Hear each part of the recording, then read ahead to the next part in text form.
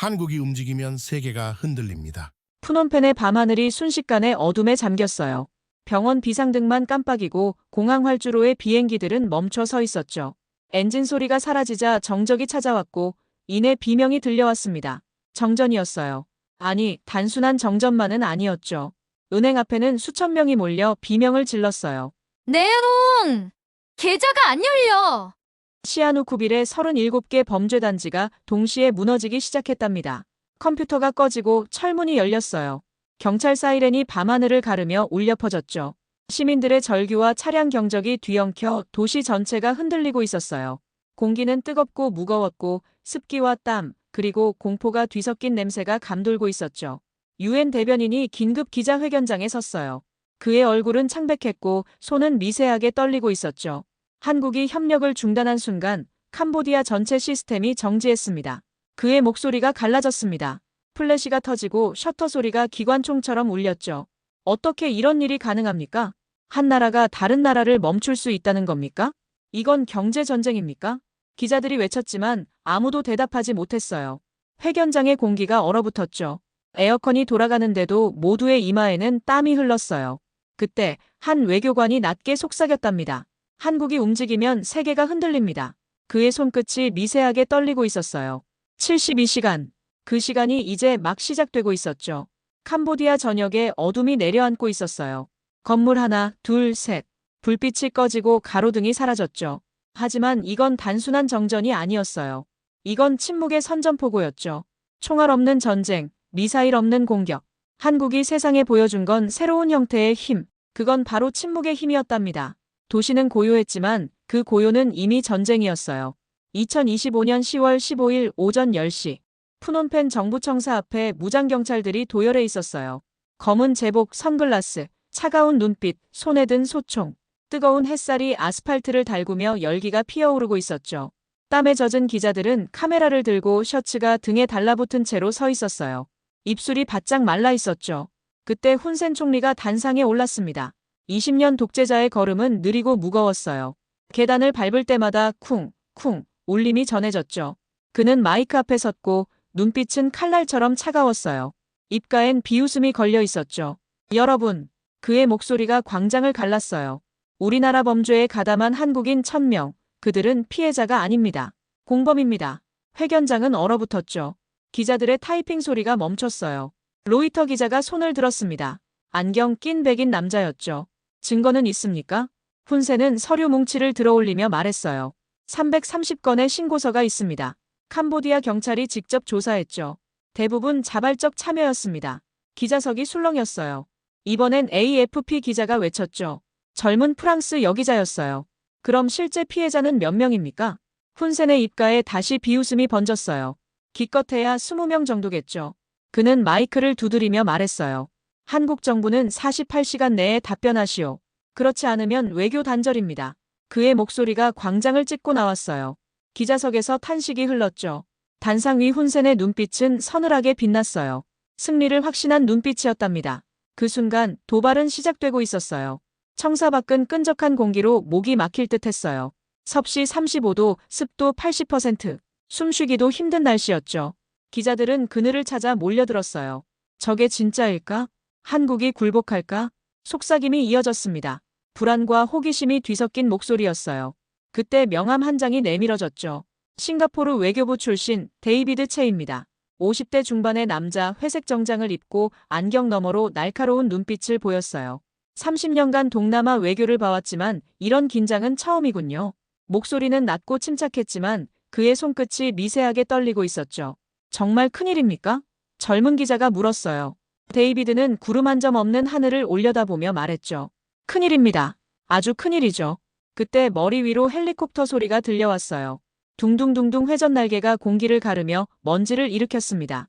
기자들이 얼굴을 가리고 훈센의 측근들은 청사 지붕 위에서 그 모습을 내려다보고 있었어요.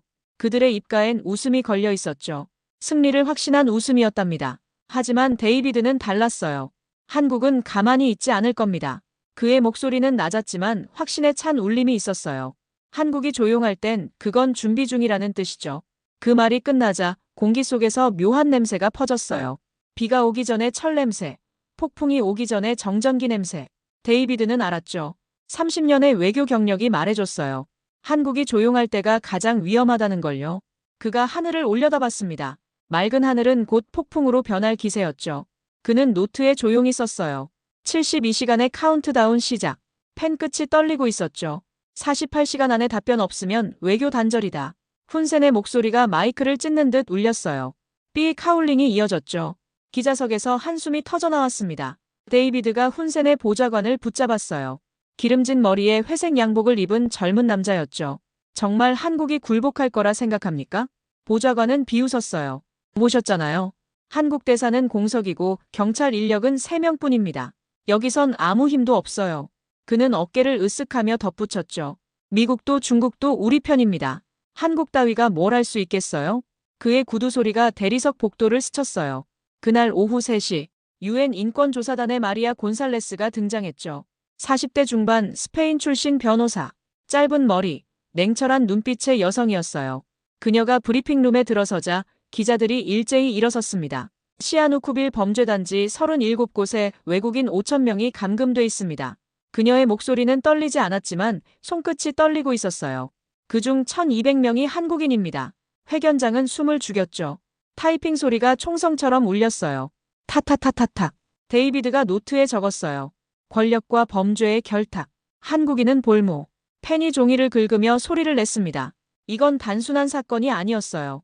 한국인들은 단순한 피해자가 아니라 독재자의 협상 카드였던 거죠. 함정이 드러나고 있었어요. 공기마저 무겁게 가라앉았답니다. 마리아가 공개한 보고서에는 숫자들이 나열돼 있었어요. 차갑고 잔인한 숫자들이었죠. 3년간 실종된 한국인 9,000명, 몸값은 인당 1만 달러, 총 9천만 달러의 범죄 산업이 형성돼 있었답니다. 데이비드가 물었어요. 왜 하필 한국인입니까? 왜 다른 나라가 아니라 한국입니까? 마리아의 눈빛이 슬프게 흔들렸죠. 몸값이 가장 높으니까요. 그녀의 목소리는 낮았지만 또렷했어요. 한국 가족들은 가장 빨리, 가장 많이 돈을 냅니다. 그래서 범죄 조직이 가장 선호하는 국적이에요. 그 말에 기자석이 술렁였죠. 카메라 플래시가 연달아 터졌어요. 데이비드는 서둘러 전화를 걸었어요. 훈센의 보좌관이었죠. UN 보고서 보셨습니까? 보좌관의 목소리는 냉담했어요. 서구의 정치쇼일 뿐입니다. 우리는 동요하지 않습니다. 한국이 굴복할 겁니다. 또 통화가 끊겼어요. 데이비드의 등줄기를 타고 식은땀이 흘렀죠. 셔츠가 젖고 공기는 점점 무거워지고 있었어요. 밖은 여전히 평화로워 보였지만 그건 폭풍 전의 정적이었답니다. 그는 노트를 펼쳐 천천히 썼어요. 폭풍이 온다. 한국이 움직인다. 먹물이 번지며 글씨가 퍼졌죠. 그 순간 세상은 숨을 죽이고 있었어요. 다음 날 새벽 3시 서울의 하늘엔 차가운 바람이 불고 있었어요. 캄보디아 국영방송이 특보를 내보냈죠. 긴급 뉴스입니다. 아나운서의 목소리가 떨리고 있었어요. 한국은 범죄자를 숨기는 위선 국가입니다. 화면에는 훈센의 얼굴이 크게 비쳤어요. 그의 입가엔 비웃음이 걸려 있었죠. 푸놈펜 도심 광장에 수천 명이 몰려들었어요. 그들은 깃발을 흔들며 외쳤죠. 우리가 이겼다. 한국은 겁먹었다. 북이 둥둥 울리고 축제의 함성이 도시를 뒤덮고 있었어요. 하지만 그때 서울 청와대의 불빛이 켜졌습니다. 새벽의 공기가 차갑게 스며들었죠. 경호원이 급히 보고했습니다. 외교부, 국정원, 국방부, 산업부 전원 긴급 소집되었습니다. 하나둘 모여드는 관계자들, 서류 가방을 든 손, 굳은 표정, 숨죽인 긴장감이 방 안을 채웠어요. 모니터의 시계는 300을 가리키고 있었죠. 대통령이 들어섰습니다. 모두가 자리에서 일어났어요. 의자가 밀리는 소리가 들렸죠. 그는 조용히 자리에 앉았고 공기가 팽팽히 당겨졌습니다. 지금부터 72시간 작전을 시작합니다. 대통령의 목소리는 단호했지만 차분했어요. 그 한마디에 모두의 숨이 멎었죠. 질문도 이의도 망설임도 없었어요. 모니터 위엔 캄보디아 지도가 떠 있었어요. 빨간 점들이 깜빡였죠. 한국 기업의 위치, 기술의 중심. 그 순간 전쟁이 시작되고 있었어요. 총 없는 전쟁, 미사일도 포성도 없는 전쟁이었답니다. 침묵의 전쟁이었죠. 회의실 공기가 차갑게 얼어붙었어요. 에어컨이 돌아가며 윙하는 소리만 들렸죠. 외교부 장관이 보고했습니다. 캄보디아와의 협정 127건 중 87건, 즉시 중단 가능합니다. 그의 손끝이 종이를 넘길 때마다 바스락거렸어요. 무역, 투자, 기술 협력, 개발 원조 모두 중단 가능합니다. 대통령이 짧게 말했어요. 모두 중단하십시오. 단 5글자였지만 그 무게는 핵폭탄만큼이나 무거웠어요. 순간 회의실의 공기가 멎었죠. 장관이 놀란 눈으로 대통령을 바라봤어요. 대통령님, 국제 신뢰도가 추락할 수 있습니다. 다른 나라들이. 대통령은 그의 말을 잘랐어요. 국민이 먼저입니까? 신뢰가 먼저입니까? 그 한 문장이 공기를 얼렸습니다. 몇 초의 침묵, 길고 무거운 침묵이 흘렀어요. 장관의 손이 떨렸고 서류가 바닥에 떨어졌죠. 잠시 후 그는 고개를 들었어요. 눈가가 붉게 젖어 있었죠. 국민이 먼저입니다. 국민이 항상 먼저입니다. 목소리는 떨렸지만 확고했어요. 대통령이 천천히 고개를 끄덕였어요. 좋습니다. 72시간 비상체제 돌입합니다. 벽식의 초침이 째깍째깍 움직이고 있었어요. 그 소리가 유리 깨지는 소리처럼 날카롭게 들렸죠. 참모들이 일어났습니다. 노트북이 열리고 전화기가 울리기 시작했어요. 작전은 이미 시작되고 있었죠. 72시간, 한국은 이제 세계를 상대로 승부를 걸고 있었어요. 그건 도박이 아니라 계산된 결단이었답니다. 새벽 5시 회의실 문이 다시 열렸어요. 비서실장이 들어와 보고했죠. 대통령님, 주요 기업 최고 경영자들이 도착했습니다. 문이 활짝 열리자 반도체, 건설, 통신, 의료, 금융 분야의 대표들이 들어왔어요. 정장 차림의 사람들, 그러나 표정은 굳어 있었죠. 새벽에 불려온 이유를 모두 알고 있었어요. 그들이 자리에 앉자 가죽 의자가 삐걱하며 소리를 냈습니다. 대통령이 일어섰어요. 72시간 동안 캄보디아 관련 사업을 전면 중단해 주십시오. 잠시 정적. 건설사 대표가 손을 들었어요. 대통령님, 수백억 배상금이 발생합니다. 주주 반발과 주가 폭락이 불가피합니다. 그의 목소리는 두려움에 잠겨 있었죠. 대통령은 그를 바라보며 단호하게 말했어요. 정부가 책임집니다. 모든 손실을 보전하겠습니다. 국민을 포기할 수는 없습니다. 통신사 대표가 물었어요. 정말 구할 수 있습니까? 그의 눈빛에는 간절함이 담겨 있었죠. 대통령은 짧게 대답했어요. 반드시 구합니다. 제 이름을 걸고 약속드립니다. 회의실은 고요했어요. 하지만 그 침묵은 결의로 가득 차 있었죠. 대표들이 하나둘 고개를 끄덕였어요. 동참하겠습니다. 함께하겠습니다. 악수가 이어졌어요. 그 손끝엔 땀과 떨림, 그리고 뜨거운 의지가 느껴졌죠. 그날 새벽, 대한민국은 국민을 위해 하나가 되고 있었어요. 공기는 차가웠지만 마음은 뜨겁게 달아오르고 있었죠. 같은 시각, 푸놈펜. 훈세는 여유롭게 골프채를 휘두르고 있었어요. 새벽 공기 속에 풀냄새가 번졌죠. 그가 웃으며 말했어요. 한국은 이미 겁먹었지. 48시간이 지나도 아무 소리 없어. 이건 굴복이야. 보좌관들이 박수를 쳤어요. 총리님, 대단하십니다. 하지만 그들의 눈빛엔 불안이 깃들어 있었어요. 본능적으로 무언가 잘못됐다는 걸 느끼고 있었죠. 그 시각, 방콕 외교부. 장관이 단호하게 말했어요. 한국을 과소평가하지 마세요. 그들이 조용할 땐 곧 폭발합니다. 하노이 외교부도 움직였죠. 캄보디아 상황 모니터링 강화. 명령이 떨어졌어요. 마닐라 대사관에서는 전화벨이 울렸습니다. 데이비드, 한국이 정말 단절합니까? 그는 창가에서 도시를 바라보며 낮은 목소리로 대답했어요. 이미 시작됐습니다. 전화기 너머로 깊은 한숨이 들렸죠. 그날 밤 CNN의 헤드라인이 바뀌었어요. 속보 침묵하는 한국, 전략인가 굴복인가. 기자들이 서울의 불빛을 바라봤습니다. 한강 위 다리들이 반짝이고 있었죠. 하지만 데이비드는 알았어요. 그건 폭풍 전의 고요였죠. 그는 노트에 조용히 썼어요. 침묵의 전쟁 1단계 완료, 2단계 시작. 펜 끝이 떨리고 있었어요. 48시간째 되는 날, 서울 외교부 브리핑룸은 인산인해였어요. 기자들이 빽빽하게 들어찼고 카메라 플래시가 번쩍였죠. 장관이 단상에 올랐습니다. 표정은 단호했고 목소리는 흔들림이 없었어요. 캄보디아 정부에 통보합니다. 순간 회견장은 조용해졌죠. 72시간 내에 우리 국민 전원을 송환하십시오.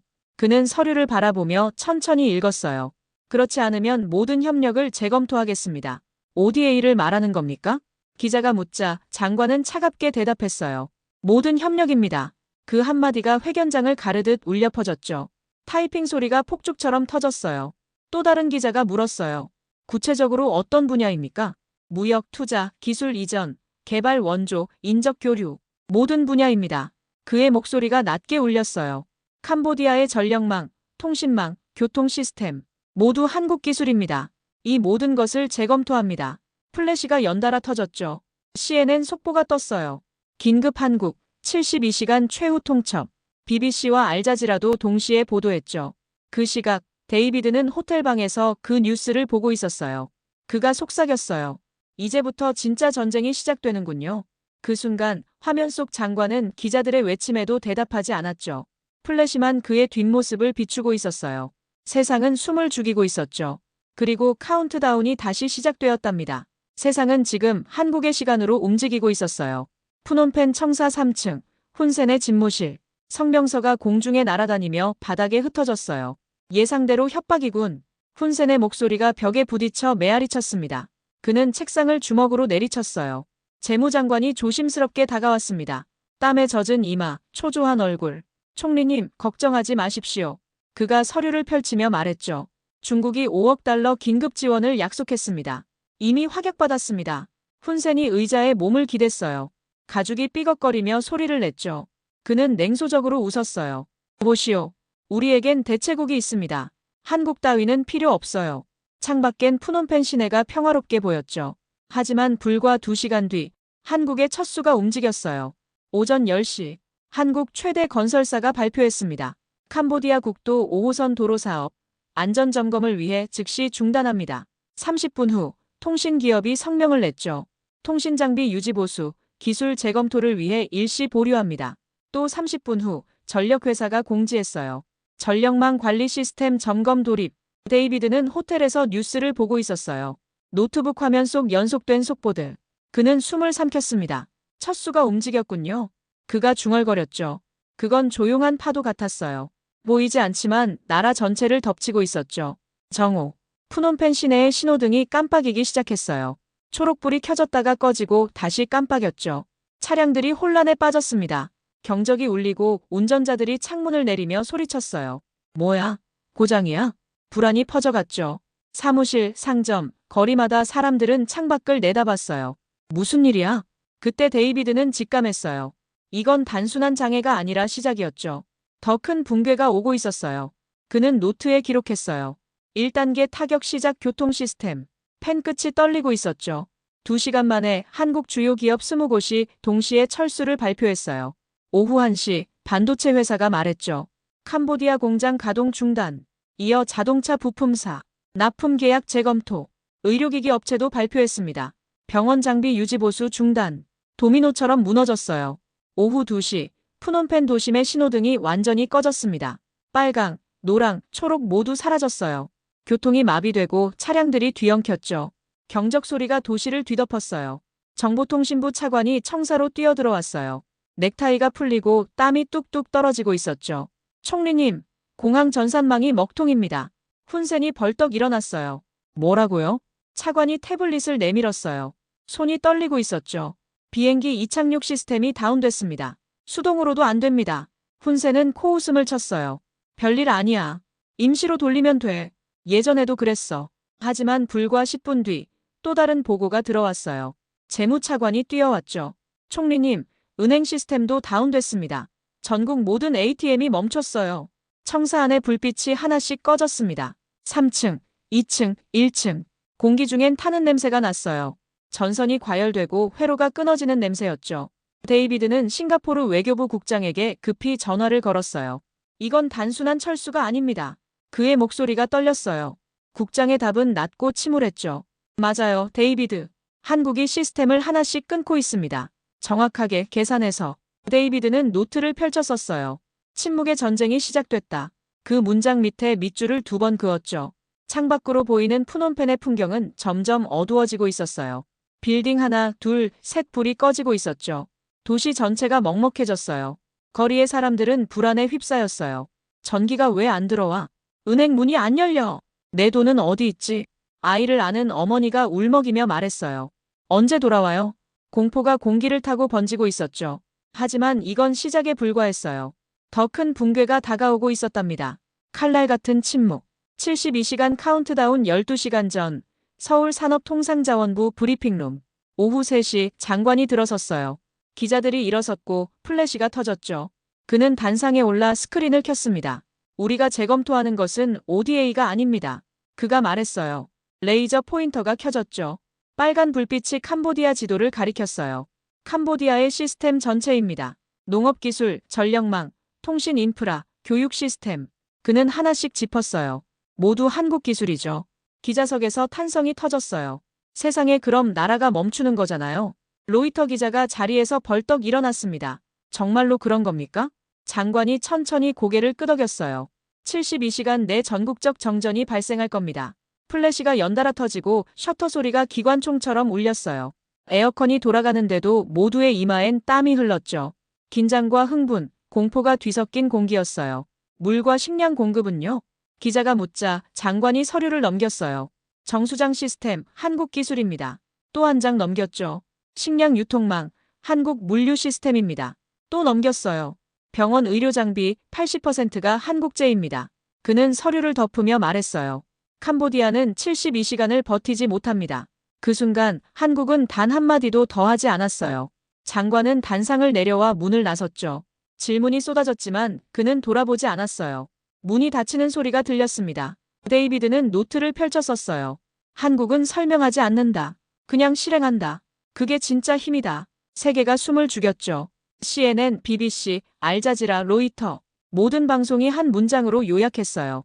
한국 시스템 전면 중단 경고. 시계 초침이 째깍거리고 있었죠. 그 소리가 전 세계에 울려 퍼졌어요. 아세안 긴급 화상회의. 싱가포르 대사가 차분한 목소리로 말했어요. 여러분, 한국을 건드리지 마세요. 절대로.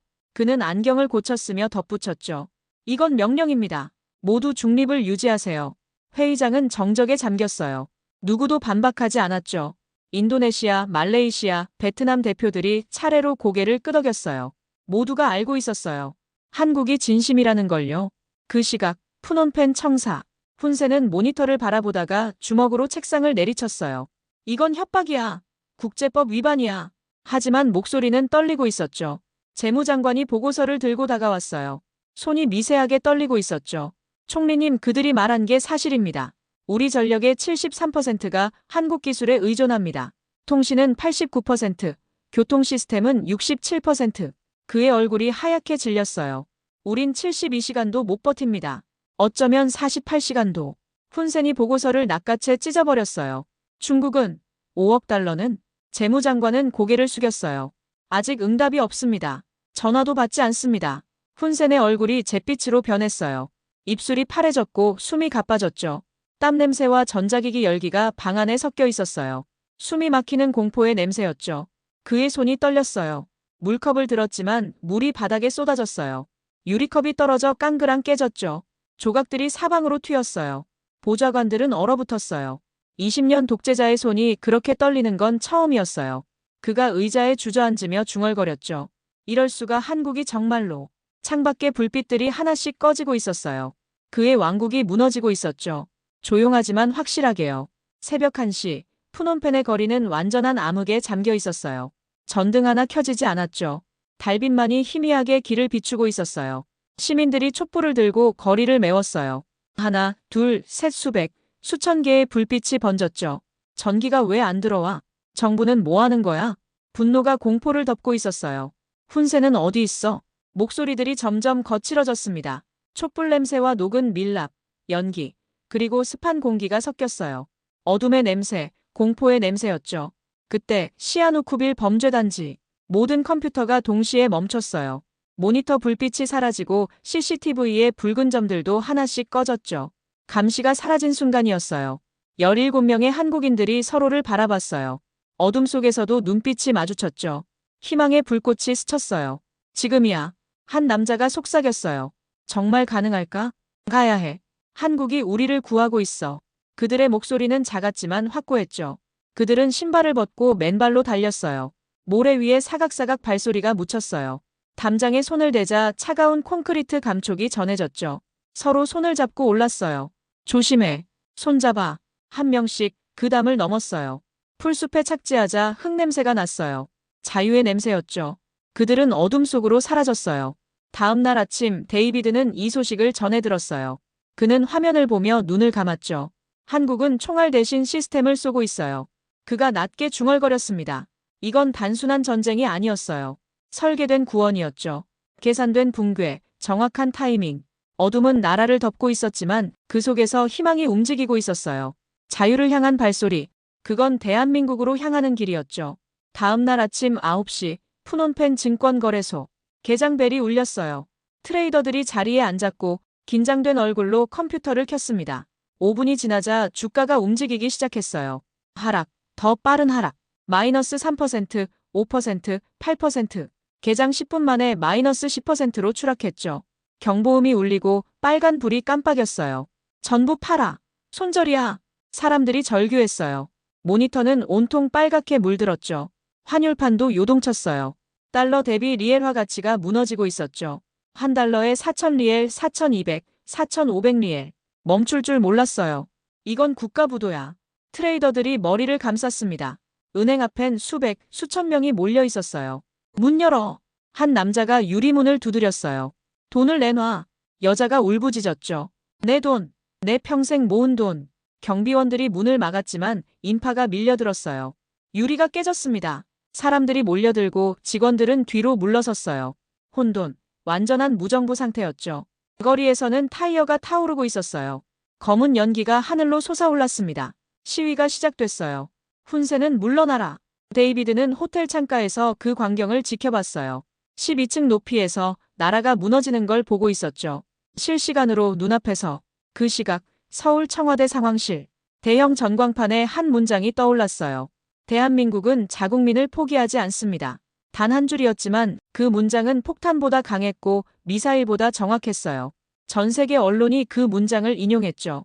CNN, BBC, 알자지라, AFP, 로이터, 뉴욕타임스. 한국의 메시지는 전 세계로 퍼져나갔어요. 그건 침묵이었지만 동시에 선언이었죠. 행동으로 말하는 나라. 대한민국이었어요. 신뢰의 힘. 혼란이 극에 달한 오후 2시. 하노이에서 긴급 발표가 나왔어요. 베트남 총리가 기자회견을 열었죠. 베트남 정부는 공식 선언합니다. 캄보디아에서 철수하는 한국 기업을 환영합니다. 특별 인센티브를 제공하겠습니다. 30분 후 방콕. 태국 정부가 발표했어요. 한국 기업의 세제 혜택과 토지를 무상 제공합니다. 또 30분 후 마닐라. 한국은 우리의 진정한 동반자입니다. 그리고 말레이시아까지 이어졌죠. 동남아 전체가 한국의 편에 서고 있었어요. 빠르고 자발적으로요. 그 시각 푸놈펜 도심. 시위는 폭발 직전이었어요. 수천 명의 대학생들이 거리로 쏟아져 나왔죠. 한국에 사과하라. 훈세는 물러나라. 우리에겐 한국이 필요하다. 그 구호들이 도시를 뒤덮었어요. 한 대학생이 데이비드에게 다가왔어요. 땀에 젖은 티셔츠, 청바지, 맨발의 청년. 선생님, 그가 영어로 말했어요. 저는 한국 온라인 강의로 공부했어요. 컴퓨터 프로그래밍, 한국어, 경영학. 한국이 우리를 버리면 끝이에요. 그의 눈가가 젖었어요. 우리에겐 한국이 필요해요. 중국이 아니라 한국이요. 한국은 우리를 사람으로 대해줬어요. 데이비드는 아무 말도 하지 못했어요. 그저 그의 손을 잡았죠. 땀과 눈물이 섞인 손. 차가웠지만 따뜻했어요. 그 순간 그는 깨달았어요. 기술보다 강한 것, 돈보다 중요한 것, 군대보다 위대한 것. 그건 신뢰였어요. 한국이 보여준 건 기술이 아니라 믿음이었죠. 국민을 포기하지 않는 나라. 그 신뢰가 세상을 움직이고 있었어요. 독재자의 항복. 새벽 4시 훈세는 혼자 책상 앞에 앉아 있었어요. 방 안은 어둠에 잠겨 있었고 촛불 하나만 타오르고 있었죠. 창밖에서는 시위대의 구호가 희미하게 들렸어요. 물러나라. 항복하라. 그는 전화기를 들었다가 내려놓았어요. 다시 들었다가 또 내려놨죠. 손이 떨리고 있었어요. 이마에 땀이 등줄기를 타고 흘렀어요. 5번째 시도 끝에 그는 통화 버튼을 눌렀어요. 대한민국 청와대입니다. 여성의 차분한 목소리가 들렸죠. 대통령님과 통화를 원합니다. 캄보디아 훈센입니다. 잠시 정적. 잠시만 기다려 주십시오. 대기 음악이 흘렀어요. 베토벤의 운명 교향곡. 그리고 음악이 멈췄죠. 말씀하십시오. 남성의 낮고 권위 있는 목소리. 대한민국 대통령이었어요. 훈센이 입을 열었어요. 제가 항복하겠습니다. 목소리가 갈라지고 있었죠. 모든 한국인을 송환하겠습니다. 지금 당장 시작하겠습니다. 제발. 그는 애원하듯 말했어요. 제발 우리를 살려주십시오. 짧은 침묵. 그리고 대통령의 목소리가 들렸어요. 모든 국민이 안전히 돌아온 후에 논의합시다. 그 말에 훈센은 고개를 떨궜어요. 이마가 책상에 닿았죠. 전화기가 떨어져 바닥에 부딪혔어요. 20년 독재가 무너지고 있었어요. 총알 한 발 없이, 전차 한 대 없이, 오직 침묵의 힘으로요. 귀환. 이틀 뒤, 인천공항 활주로. 가을 하늘은 맑고 높았어요. 전세기 세대가 착륙했습니다. 하나, 둘, 셋. 거대한 동체가 땅에 닿으며 굉음이 울렸죠. 문이 열리고 한국인 생존자들이 내렸어요. 1000명, 한 명도 빠짐없이요. 태극기를 흔들며 내리는 사람들. 빨강, 파랑, 하얀 물결이 활주로를 덮었어요. 가족들이 펜스 너머에서 울며 달려왔죠. 아들아, 언니, 살아 돌아왔구나. 60대 중반의 어머니가 아들을 껴안았어요. 살아 돌아와줘서 고마워. 그녀의 목소리가 떨렸죠. 엄마. 아들이 울먹이며 말했어요. 엄마, 대한민국이 우리를 구했어요. 정말로요. 포기하지 않았어요. 기자가 다가와 마이크를 내밀었어요. 정부에 하고 싶은 말이 있습니까? 그는 눈물을 닦으며 대답했어요. 이게 진짜 나라입니다. 이게 진짜 대한민국이에요. 국민을 포기하지 않는 나라. 저는 대한민국 국민인 게 자랑스럽습니다. 그 말에 공항 전체가 울림으로 터졌어요. 박수와 환호, 함성이 이어졌죠. 전쟁 없는 승리의 함성. 침묵의 승리, 신뢰의 승리였어요. 그 순간 서울의 하늘에도 태극기가 펄럭이고 있었어요. 그 빛은 눈부셨죠. 새로운 시대. 한 달 후 서울 외교센터. 겨울이 다가오고 있었어요. 아세안 10개국 대표들이 회의장에 모였죠. 정장 차림의 인물들, 각국의 국기들이 줄지어 섰어요. 한국 주도 범죄 카르텔 박멸 태스크포스. 현판에 금빛 글자가 반짝였어요. 유엔 사무총장이 단상에 올랐습니다. 신사숙녀 여러분. 그의 목소리가 울렸어요. 인류 역사상 전례 없는 일이 일어났습니다. 총알 한 발 없이 1000명을 구한 나라. 그것이 대한민국입니다. 순간 박수가 터졌어요. 모두가 일어섰죠. 태국, 베트남, 필리핀, 말레이시아, 그리고 캄보디아의 새 총리까지요. 기립박수는 멈추지 않았어요. 데이비드는 창가에 서서 서울 야경을 바라봤어요. 한강 위로 달이 불빛이 반짝이고 63빌딩과 남산타워가 빛나고 있었죠. 그는 조용히 카메라를 향해 고개를 돌렸어요. 진정한 힘은 소리치는 게 아니라 침묵에서 나옵니다. 그가 말했어요. 행동에서 나오고 신뢰에서 나옵니다. 그가 미소 지었어요. 따뜻하고 잔잔한 미소였죠. 화면은 천천히 어두워졌어요. 하지만 서울의 불빛은 여전히 빛나고 있었어요. 72시간의 침묵이 만든 기적.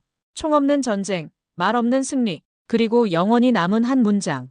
대한민국은 자국민을 포기하지 않습니다.